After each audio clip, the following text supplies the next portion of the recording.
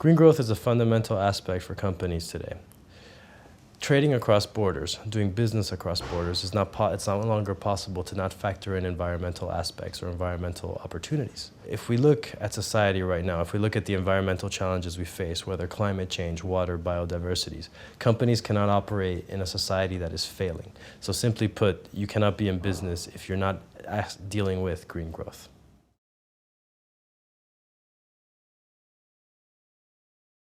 The reason these processes are important is that they provide a seminal moment, a moment where the world can come together and assess what has been progress that has been done to date and what still remains to be done. The private sector, as we just mentioned, is an integral part of all of these challenges, and coming together with government, civil society, and others is fundamental, and this is what Rio and others, G20 and others, provide. Now, when you look at Rio plus 20 particularly, it's a very important moment because you're building on what was established in 1992 at the first Rio Earth Summit, and we're now 20 years past that, and we have many of the same challenges. In fact, many of them have actually gotten worse.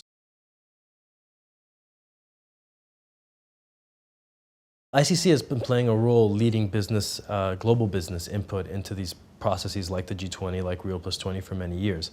We were the main business organization bringing companies to interact with the process in 1992. We also did as well in the 2002 World Summit for Sustainable Development in Johannesburg.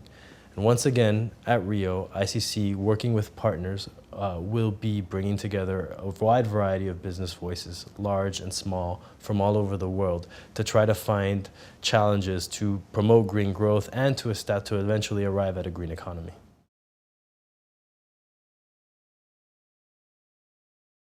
And the ICC was founded in 1919 on the basis of promoting open trade and investment across borders as a way to remedy the challenge of international war and international conflict.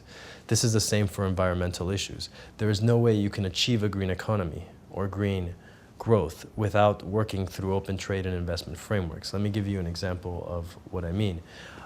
One of the key ways to deal with some of the environmental challenges we have today, such as climate change, water, et cetera, is to promote the development and deployment of new and innovative technologies.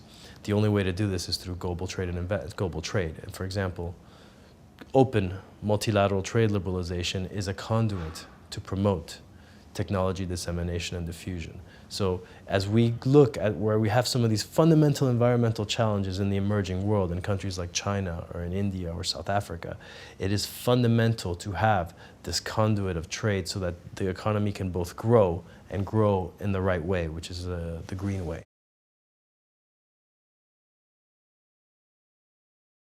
I think there's 3 points. I think the first is that business has to be at the table in terms of global macroeconomic policy making in this area. I think the second is the role of technology, development, and diffusion, which is the point on trade that I made earlier. And the third is the need for improved investment regulatory regimes in many countries. And I think these are the 3 key points that ICC is looking to bring together, both at a national level, working with governments, as well as international level at the G20 or at the Rio plus 20.